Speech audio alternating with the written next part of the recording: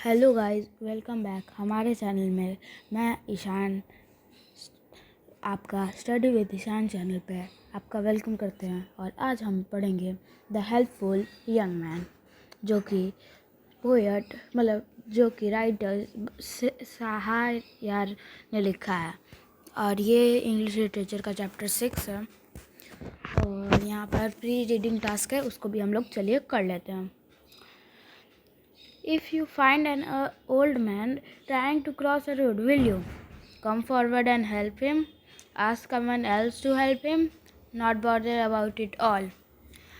When you help a needy person, do you boast of it to your friend?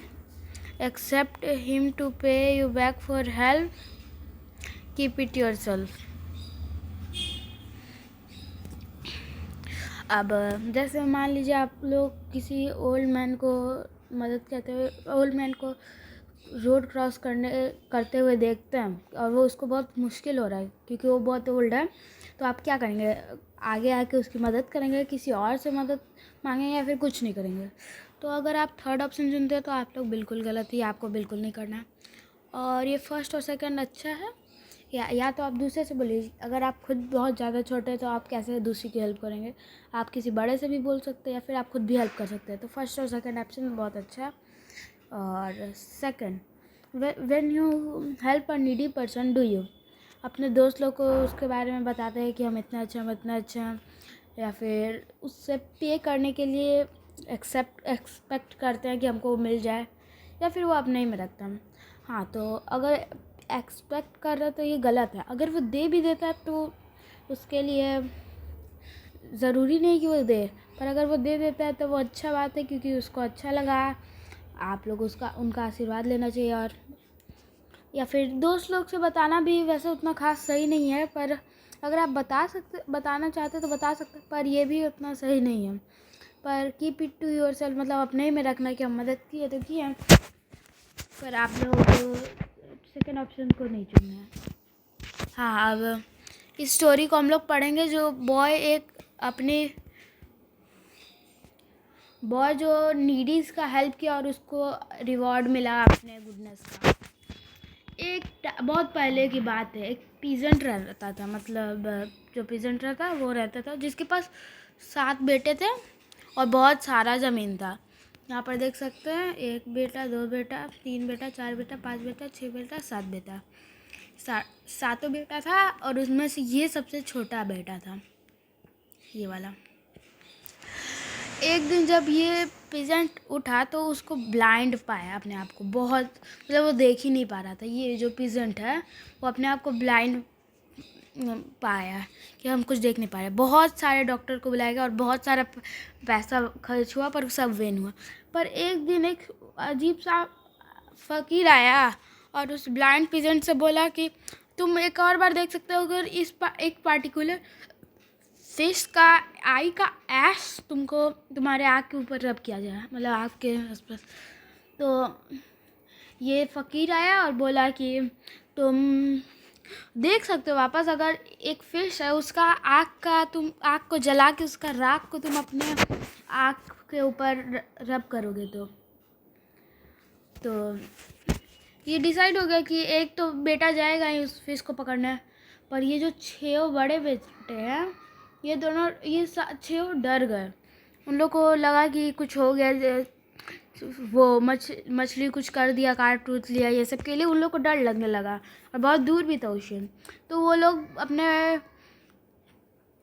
अपने पापा को advice किए, मतलब बहला फुसला के अपने छोटे बेटे को भेज दिया। और ओल्ड मैन तो मान लिया और अपने बेटे को भेज दिया क्योंकि उसको तो अपने आँख को ठीक करवाना था। ये सब मिलके अपने पापा से बोला कि इसको भेज दीजिए, तो ऐसे मतलब बात बना के उनको एडवाइस कर दिया और उसके पापा मान भी गए और भेज गए।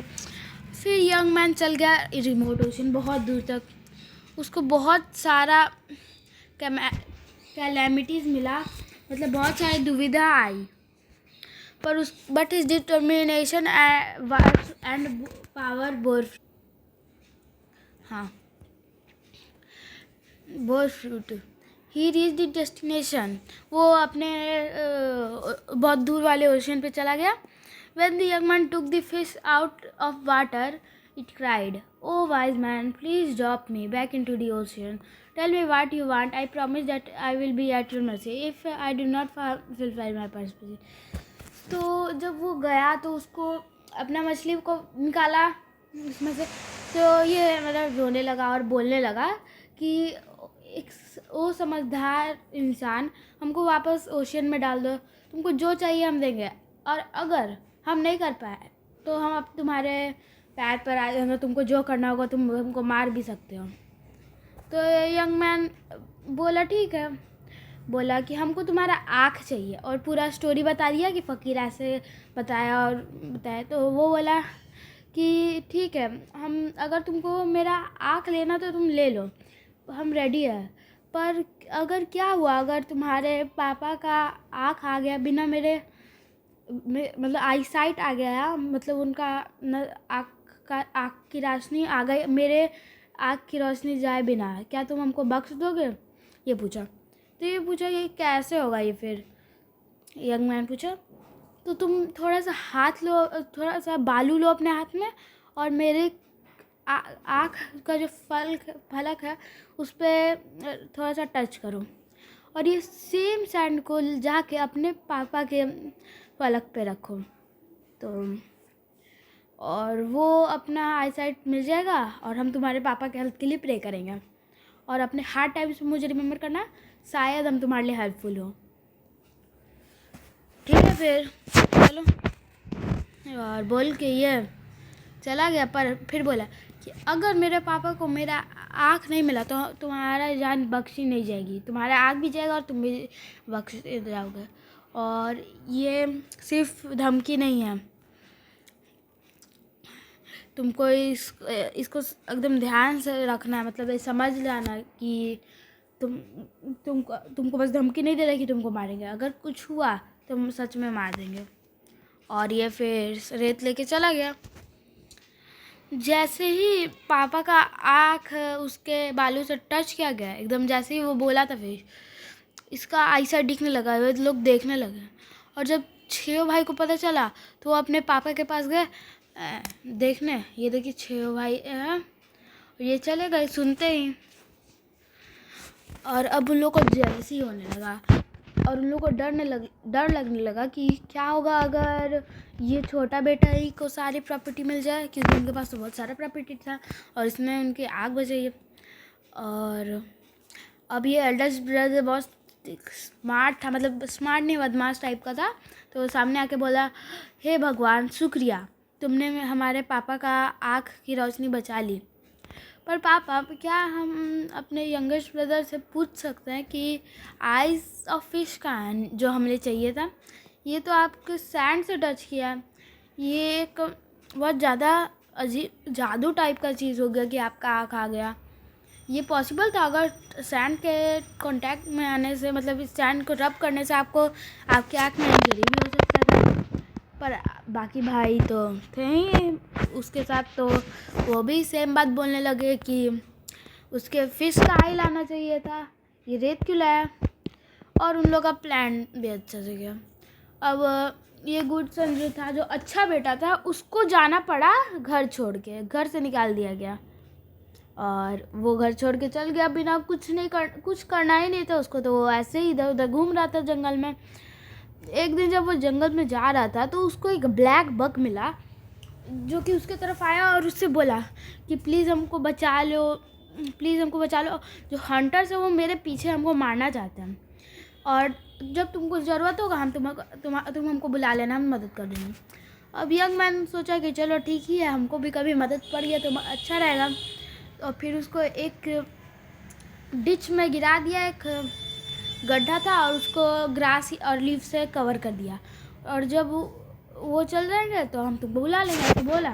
और बग जो था वो एग्रीकल्चर के छुप गया, और जब हंटर्स आए और पूछे कि तुम किसी बग को इधर जाते हुए देखो इधर से, तो वो जानबूझ के कहने लगा ये बग क्या होता है।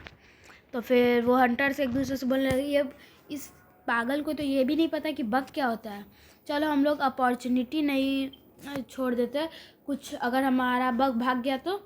और फिर वो यंग मैन बोला चल जल्दी आ जाओ बाहर, मतलब अब आ जाओ बाहर। वो लोग चल गए हैं।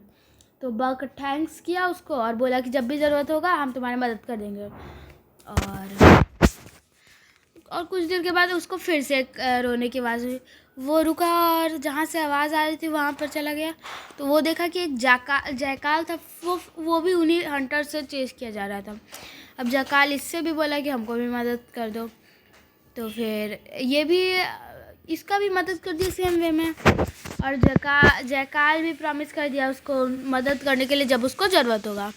और यंग मैन बहुत दिनों के लिए ऐसे ही चलता रहा इधर उधर। और वो बहुत ज़्यादा थक गया था और बहुत ज़्यादा भूख भी लगने लगा था। और उसको एक जगह चाहिए था जहाँ पर वो बैठ के आराम से रेस्ट कर पाए। और उसको एक अजीब सा पैलेस मिला, एक महल मिला। अब वो अंदर गया और जिसका ओनर उससे मिलने गया। और ये एक प्रिंसेस का था जो बहुत ज़्यादा सुंदर थी ये पैलेस। और उसके वो बहुत फेमस थी क्योंकि उसके पास एक मैजिक मिरर था जिससे वो सब कुछ देख सकती थी। और उसने प्रोक्लेम किया था, मतलब उसने वचन टाइप का लिया था कि वो उसी से शादी करेगी जो अपना रिफ्लेक्शन इस मिरर से इवेट कर पाए और कहीं छुप जाए। पर अगर वो नहीं कर पाएगा तो मर जाएगा। द यंग मैन को बहुत सारा खोपड़ी टाइप का मिला रास्ता में, जो कि ये एडवेंचरस टास्क में फेल कर गया। पर अब उसको फेल करने का डर नहीं था क्योंकि उसके पास तो अब कुछ खोने के लिए था नहीं और उसके लाइफ में कुछ बचा नहीं था। और वो एक्सेप्ट कर लेता है। और फिर रात में फिर प्रिंसेस बोली कि तुमको पता है ना क्या कंडीशन है। तो बोला ऑफ कोर्स पता है, तभी तो है। अच्छा, फिर तुम रात को अपने छुप जाना। पर उसका आवाज़ बहुत ज़्यादा खूंखार टाइप का था, मतलब डरावना टाइप का था प्रिंसेस का, कि रात को छुप जाना। और यंग मैन रात को गया फ़िश के पास और बोला कि हमको मदद करो। तो फ़िश बोला कि तुम मेरे पेट में आ जाओ, हम तुमको ओशियन में ले जाएंगे। और प्रिंसेस सुबह सुबह मिरर खोली तो वो हर डायरेक्शन में रोटेट की और उसको लास्टली पता चल गया। और मॉर्निंग में जब यंग मैन आया तो वो बोल दी कि तुम वो मछली के पेट में थे, अब क्या तुमको मार दिया जाए। तो प्रिंसेस थोड़ा देर के लिए रुकी और फिर बोली वैसे तुम तो बहुत इंटरेस्टिंग पर्सन लग रहे हो, तुमको एक और चांस दे देते हैं। और इस बार यंग मैन वुड्स पे गया बक का मदद लेने। तो बक बोला क्या कर सकते हैं तुम्हारे लिए। तो पूरा स्टोरी सुनने के बाद बोला कि तुम मेरे सिंग पे बैठ जाओ, मैं हम तुमको बहुत ज़्यादा दूर वाले हिल्स पे ले जाएंगे। और प्रिंसेस फिर भी सुबह सुबह बता दी कि तुम कहाँ थे। अब बोली one last chance but it will be lasting on. और यहाँ पर देख सकते हैं आप लोग कितना सारा खोपड़ी है। वही खोपड़ी देखा जो लोग नहीं कर पाए थे वो यहीं पर है। तो वो जयकाल पे गया और पूरी कहानी बताई कि ऐसे ऐसे हो गया और अब क्या करें हम। तो बोला कि डोंट वरी, हम अपना बेस्ट करेंगे, जयकाल बोला। और जयकाल ने अपने फेलो जयकाल्स को बुलाया और कुछ 2-3 सेकंड ही में उसके आसपास 100 से ज़्यादा जयकाल थे। और जयकाल ने कॉन्फ्रेंस हेल्ड किया और बोला कि तुम प्रिंसेस के बेड के अंदर जाओ। पर ये कैसे हो सकता है बिना प्रिंसेस के नॉलेज के, मतलब बिना प्रिंसेस को पता चल जाए।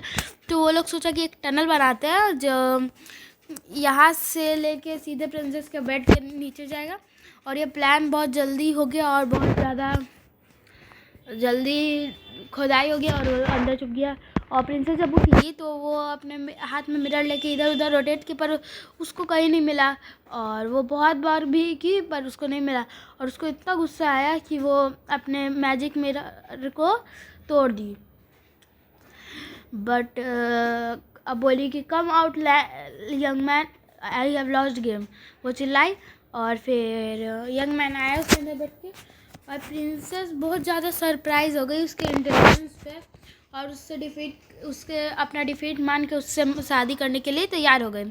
और इसके बाद यंग मैन ने अपनी अच्छी ज़िंदगी जी और ये चैप्टर ख़त्म हो गया। ठीक है गाइस, मिलते हैं अगले वीडियो में अगले